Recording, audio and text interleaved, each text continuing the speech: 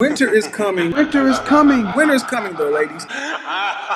You know, we live in a day and age where a lot of women are delusional, but I often say there are a lot of decent women out there as well. You just don't know where to look, or you need to look a little bit harder, or you need to simply just get outside your city. These women right here should be protected at all costs. So I'm not pro-women, and I know that's like kind of a crazy thing to say in today's society, to not be like unequivocally on board with women and women's shenanigans, but hear me out. I honestly think that there are a lot of women out there who are sociopathic, unhinged, deranged, and they get away with their sociopathy because society has a tendency to underestimate women and the violence that women can commit. And that's because women aren't violent in the way that men are. Men are physically violent because they have like this physical advantage. Women don't. And so women have to be violent in a way that's subtle and in a way that flies below the radar.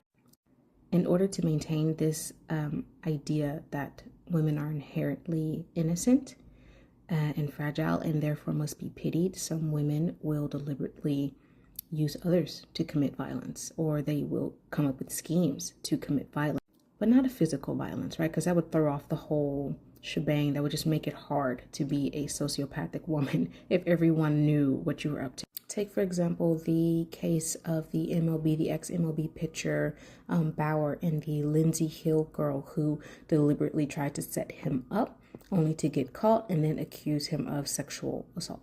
Ran to the internet crying wolf, right? Or crying on the internet that he had tried to assault her, and it was found that that was not true, that she tried to set that man up and ruin his life and get some money out of it, extort him. I don't always believe women's sob stories because I'm not daft. She said, I don't always believe women's sob stories because I'm not daft. I think women are overpowered. I think women are like really, really privileged in society and have a kind of protective shield that men do not. And there are a lot of women who weaponize it and use it, even some who don't know that they're doing it. These women are childish, immature, undeveloped. They need someone to finish raising. Pick-me's, for example. The women who try to date men for their money, or won't date a man unless he has money, and to teach her a lesson, he plans a date and then never shows up, right? Just to make her look stupid. And then these women run to the internet talking about how men are just terrible to them.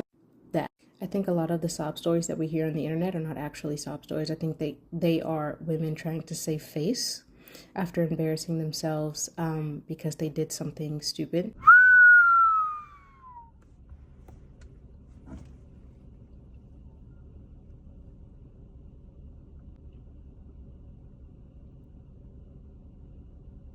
Because they did something stupid. They had a scheme that backfired, it didn't work out, and they run to the internet with their sob stories.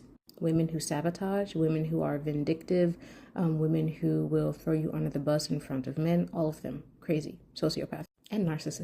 I'm not unequivocally pro-woman. A lot of women know exactly what they do, and they know that they can skirt accountability because they can just sort of ride this idea that women are dumb, right? And therefore need to be pitied, and we need to just like go easy on women because they don't really know. They're not really competent, like children. Damn. You see, women like this is why I'll never really be red pill. So much of the red pill rhetoric revolves focusing your energy on dumbass, narcissistic, gold-digging hoes, when you could just be out in the real world and find you a decent woman. There are plenty of decent women out here who got good heads on their shoulders. You know what they do? They watch my content because I'm hilarious, bitch. It's interesting how Black women will go on and on about pregnancy issues, and it's always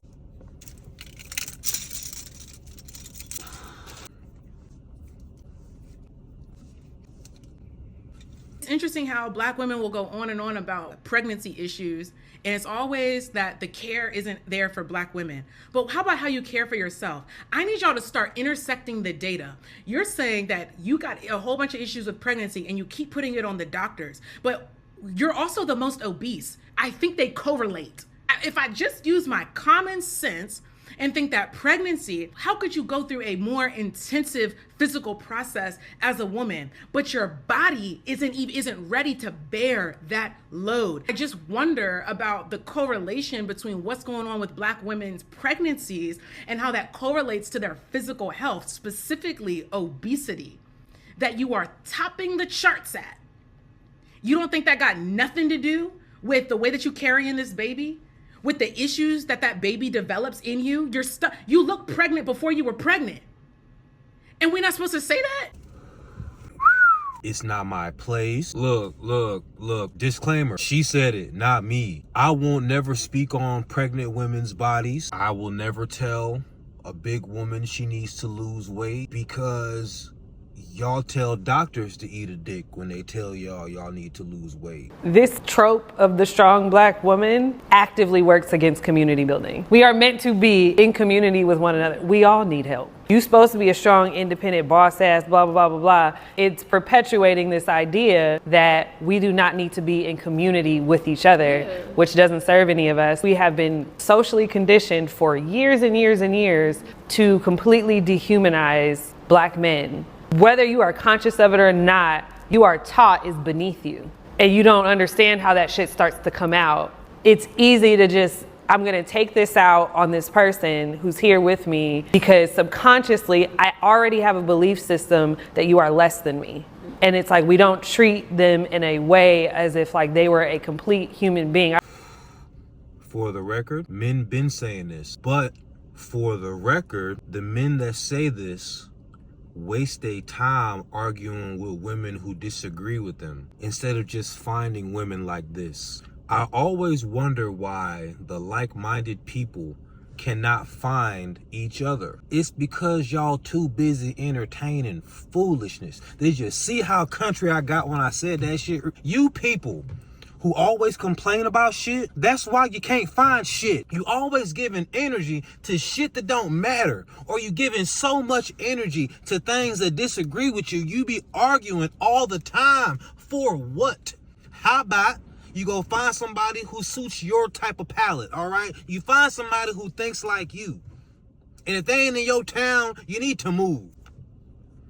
I always tell women, like, if you are saying something to him that you would have a problem with if he said to you, that's a problem. Like, you're enforcing this double standard. Like, if you talk to him in a certain way that if you thought a man spoke to you, you would have a whole problem with, like, you've been socialized to completely dehumanize this person, and yet you're trying to also be in relationship with a subconscious belief that you don't know is there, that you need to actually be able to bring to the surface and work out. I tell people all the time that I used to wrestle in high school for a reason.